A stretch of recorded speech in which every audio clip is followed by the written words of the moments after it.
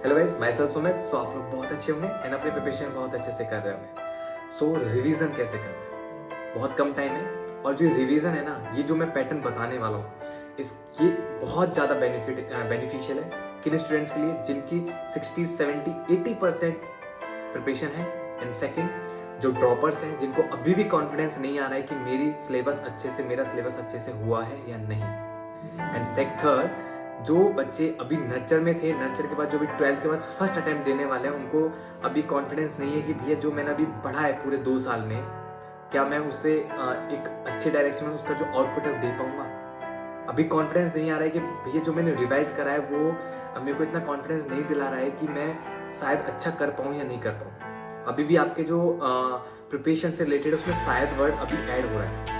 तो इस अभी जो मैं पैटर्न बताने वाला हूँ, प्लीज़ आप उसे फॉलो करें, आपके सारे डाउट सब कुछ क्लियर हो जाएंगे। मतलब कि आपके जो बेसिक्स हैं, जो आपके अभी ऐसा कभी नहीं होता है कि आपके सारे बेसिक्स क्लियर हो जाएंगे। ठीक है, कुछ ना कुछ तो हर चैप्टर में कुछ ना कुछ तो रह ही जाता है, और वो जो कुछ ना कुछ रह जाता है ना, वही हमको है ना उस चैप्टर की वीकनेस बन जाती है। अगर हम पूरे चैप्टर में कोई एक भी टॉपिक छोड़ देते हैं, वो टॉपिक है ना हमारी मेंटलिटी में एक जगह सेट हो जाता है, और वही टॉपिक हमें चिल्ला चिल्ला के बोलता है कि इस चैप्टर में तेरे ये टॉपिक क्लियर नहीं है, तो ये चैप्टर तेरा पूरा अच्छे से क्लियर नहीं है। ठीक है, अब जो ये छोटी छोटी चीज़ें हैं, यही रीज़न है जो आपको कॉन्फिडेंस नहीं आ रहा है कि मैंने 2 साल से पढ़ रहा हूँ तब भी मुझे कॉन्फिडेंस नहीं आ रहा है, और इतना रिवाइज करने के बाद भी मुझे कॉन्फिडेंस नहीं आ रहा है कि मैं अच्छे से एग्जाम दे पाऊँ, अच्छे से टेस्ट पेपर सॉल्व कर पाऊँ। अब आपको करना क्या है, अब आप में से मैक्सिमम लोग कहाँ से प्रिपरेशन कर रहे होंगे? फिजिक्स वाला एल, मैं यही मान के चलता हूँ कि मैक्सिमम या फिर अनअकैडमी।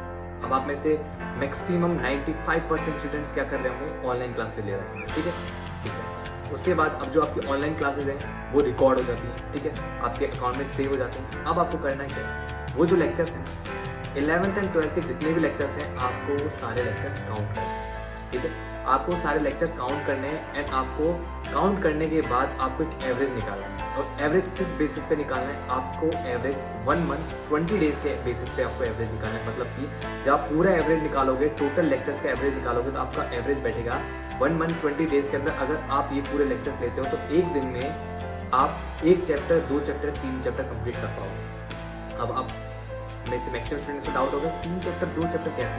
हमें तो 1 चैप्टर ही इम्पॉसिबल लग रहा है। ठीक है, वही मैं बताऊंगा। एक चैप्टर, अगर हम बात करते हैं केमिकल बॉन्डिंग, तो केमिकल बॉन्डिंग गाइस बहुत बड़ा चैप्टर है, तो मैं मान के चलता हूँ कि 21 या 22 लेक्चर्स उसके हैं। ठीक है, तो आपको कैसे करना है? जो 21, 22 लेक्चर्स हैं, आपको कैसे देखने हैं? आपको उसके जो लेक्चर्स हैं उनको स्पीड पे देखना है, मतलब कि उनको 2x स्पीड पे या फिर 3 की स्पीड पे, 2.5 की स्पीड पे देखना है।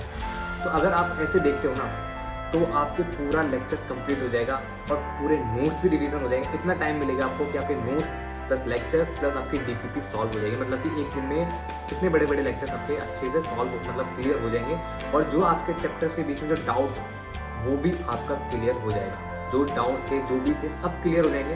बट पॉइंट क्या है कि आपको आपका टाइम टेबल बहुत अच्छे से सेट करना है, बहुत अच्छा डेडिकेटेड होके अच्छा अपना बहुत अच्छे से टाइम टेबल बना के पढ़ना है। ठीक है, उसमें डिस्टर्बेंस बहुत कम होना चाहिए और कंसिस्टेंसी बहुत ज़्यादा होनी चाहिए। अब बात करते हैं 2-3 चैप्टर। अब 2-3 चैप्टर भी हम कैसे लेक्चर्स के साथ 2-3 चैप्टर कैसे खत्म कर देंगे?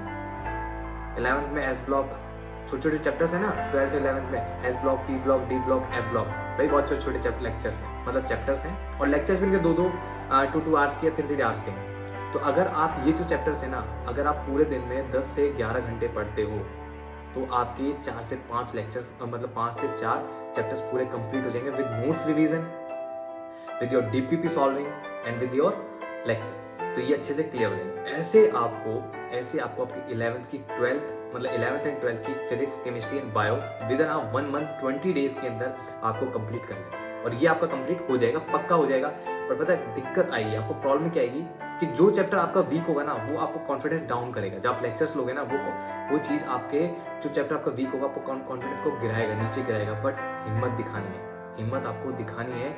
अगर वहाँ पे आपने हिम्मत दिखा दी ना, तो सिलेक्शन हो जाएगा, पक्का हो जाएगा। ठीक है, अब उसके बाद क्या करना है? अब आपके भैया आपने बोला था 3 मंथ, तो 3 मंथ में से 1 मंथ 20 डेज हमारे यूज हो गए। उसके बाद हमारे पास कितना बचते हैं?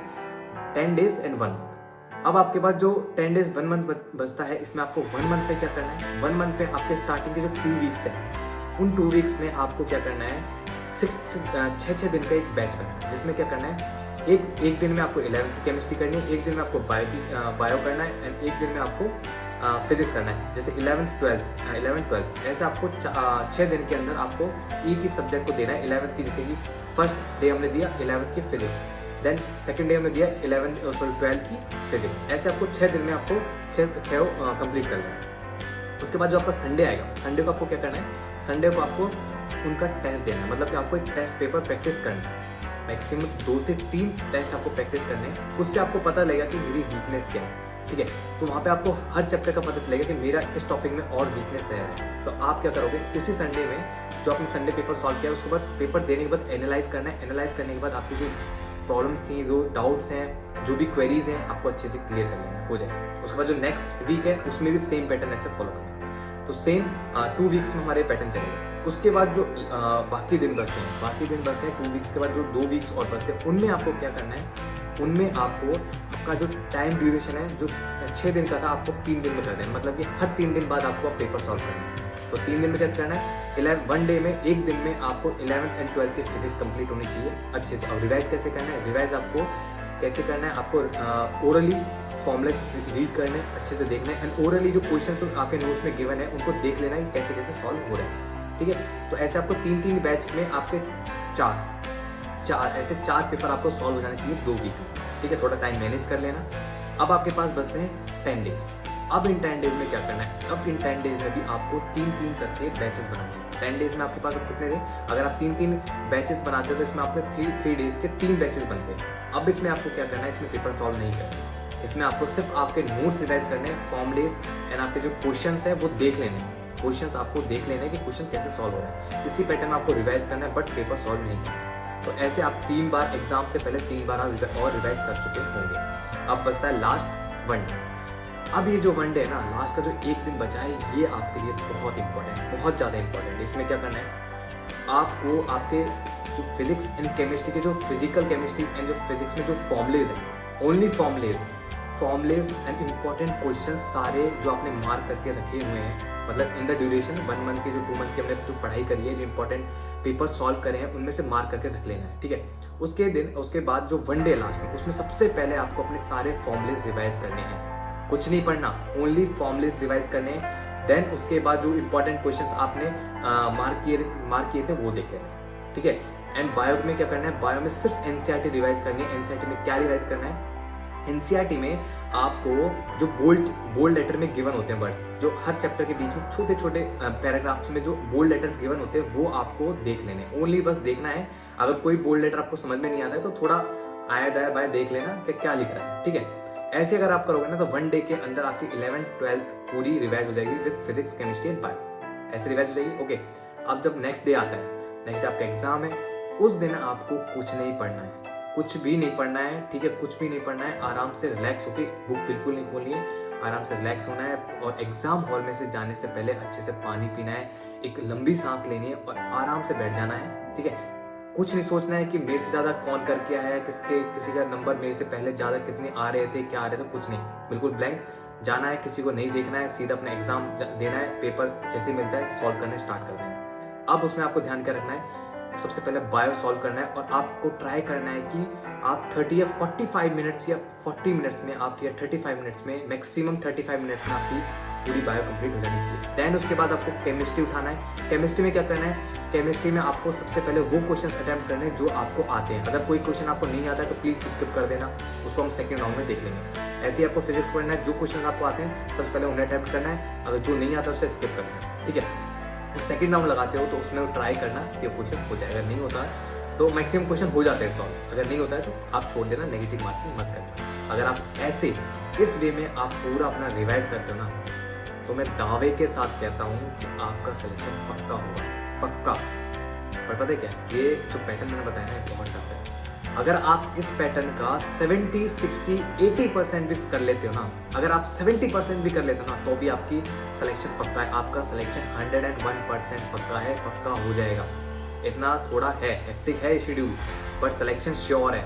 अगर आप 70, 60, 80% भी कर लेते हो ना तो सिलेक्शन पक्का श्योर है। अगर आप 85 या 80 से अबव कर लेते हो तो एम्स पक्का है, एम्स पक्का है। सो बेस्ट ऑफ लक और अच्छे से करना है, ठीक है। और अगर आप में से कोई सोच रहा है कि भैया मैं ये वाला पैटर्न अपनाने वाला हूँ, तो एक बार मुझसे कांटेक्ट कर लेना।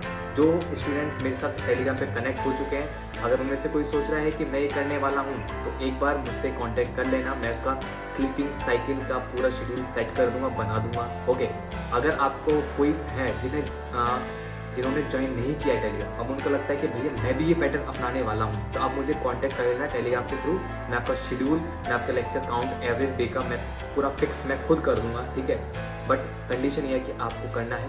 कॉन्फिडेंस टूटेगा, हाँ कॉन्फिडेंस टूटेगा, पर नहीं तोड़ने, हमें नहीं अपना कॉन्फिडेंस कम नहीं होने देना, क्योंकि गाइज हम डॉक्टर बनने जा रहे हैं, ठीक है। ओके, अगर कुछ भी हेल्प चाहिए हो तो आप मुझसे टेलीग्राम पे कांटेक्ट कर सकते हैं, ओके। So thank you.